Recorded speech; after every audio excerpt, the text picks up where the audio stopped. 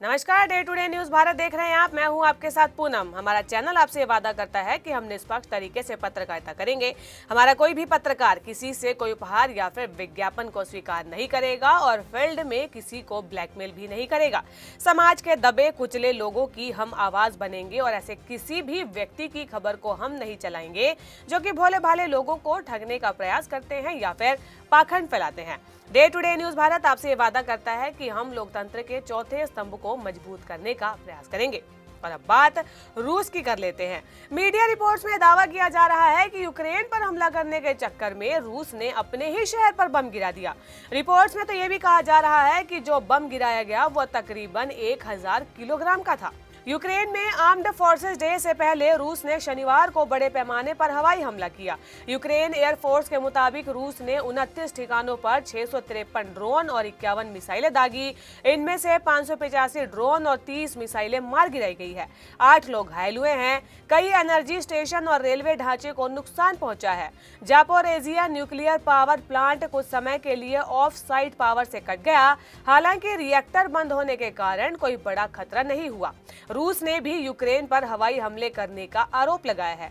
Media reports की अगर माने तो रूस ने यूक्रेन पर हमले के दौरान गलती से अपने ही एक शहर बेलगोरेड, जो कि यूक्रेन की सीमा से करीब 40 किलोमीटर दूर है, वहां पर FAB-1000 जो कि हाई एक्सप्लोसिव बम जिसे कहा जाता है वो गिरा दिया। हालांकि इसकी आधिकारिक पुष्टि नहीं हो सकी है। बम का कुल वजन जो है तकरीबन 1000 किलो बताया जा रहा है। बम पूरी तरीके से फटा नहीं, लेकिन जमीन पर जोरदार धमाका हुआ और एक बहुत बड़ा गड्ढा बन गया। हमले के बाद यूक्रेनी और अमेरिकी अधिकारियों के बीच 3 दिनों की वार्ता बिना किसी सफलता के खत्म हो गई।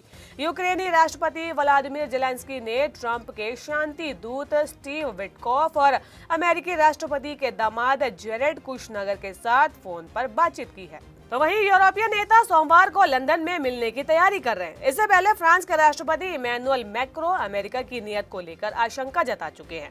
फ्रांस के राष्ट्रपति इमैनुअल मैक्रो ने चेतावनी दी थी कि अमेरिका यूक्रेन को धोखा दे सकता है। रूस ने भी दावा किया कि उसने रात भर में 116 यूक्रेनी ड्रोन मार गिराए। इसके साथ ही यूक्रेन ने रूस के रयाजान तेल रिफाइनरी पर लंबी दूरी के ड्रोन से हमला किया। यूक्रेनी सेना और रूसी क्षेत्रीय अधिकारियों ने इसकी पुष्टि की। पिछले कुछ महीनों से यूक्रेन जो है रूस के तेल रिफाइनरियों पर लगातार हमले कर रहा है ताकि रूस का तेल निर्यात आय कम हो। रूस जो है भारत जैसे देशों को बड़े पैमाने पर तेल बेचता है। यूक्रेन अमेरिका का आरोप है कि रूस यही तेल बेचकर जंग के लिए हथियार और मिसाइल बनाता है। राष्ट्रपति व्लादिमीर जेलेंस्की ने कहा था कि हमले का टारगेट बिजली स्टेशन और ग्रिड से जुड़े ढांचे थे। हमले के कारण कई क्षेत्रों के ब्लैकआउट हुए। फास्टिव जो कि कीव के पास है, वहां पर एक ड्रोन हमले ने रेलवे स्टेशन को पूरी तरीके से नष्ट कर दिया। IAEA के अनुसार जापोरेजिया प्लांट रात में कुछ समय के लिए बाहरी बिजली से कट गया। रिएक्टर बंद है, लेकिन ईंधन को ठंडा रखने के लिए पावर जरूरी है। प्लांट पर अभी भी रूसी सेना का कब्जा है। हमले के बाद यूक्रेनी और अमेरिकी अधिकारियों के बीच 3 दिनों की वार्ता बिना किसी बातचीत के ही रुक गई है।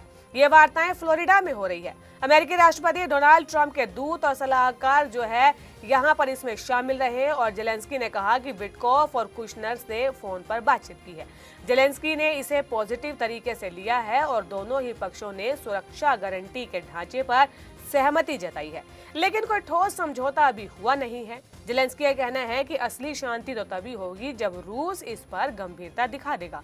मैक्रो ने रूसी हमले की कड़ी निंदा करी थी और कहा था कि रूस जो है शांति नहीं चाहता है, वो लगातार उकसावे वाली कार्रवाई कर रहा है।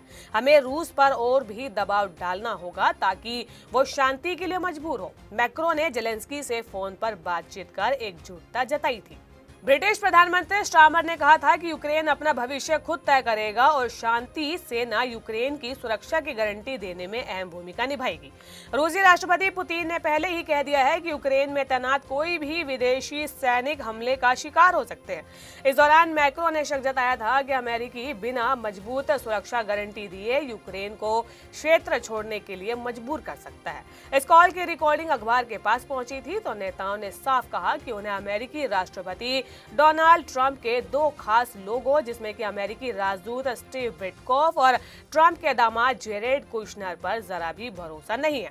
जर्मनी के चांसलर मर्ज ने जेलेंस्की से कहा था कि आने वाले दिनों में बहुत सावधान रहिए, आपके साथ हमारे साथ खेल होने जा रहा है। फिनलैंड के राष्ट्रपति स्टब और नाटो चीफ रूटे ने भी यही बात दोहराई।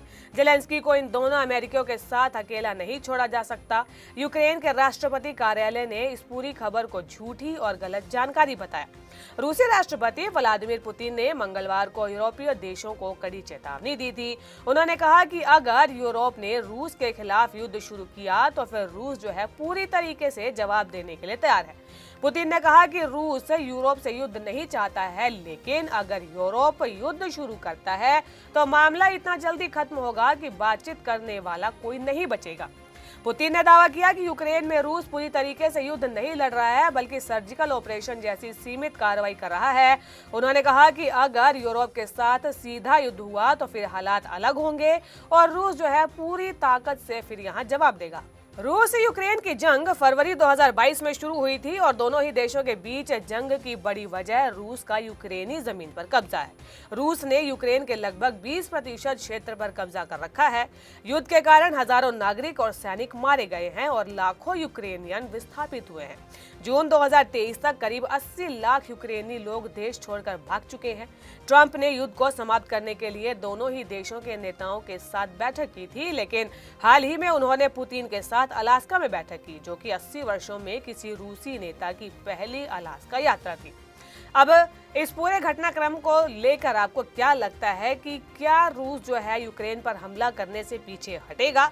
हमें कमेंट कर जरूर बताएं और ऐसी ही कुछ अन्य अंतर्राष्ट्रीय खबरें आपके लिए लेकर आते रहेंगे। Day to day news Bharat को लाइक, शेयर और सब्सक्राइब करना बिल्कुल भी ना भूलें। नमस्कार।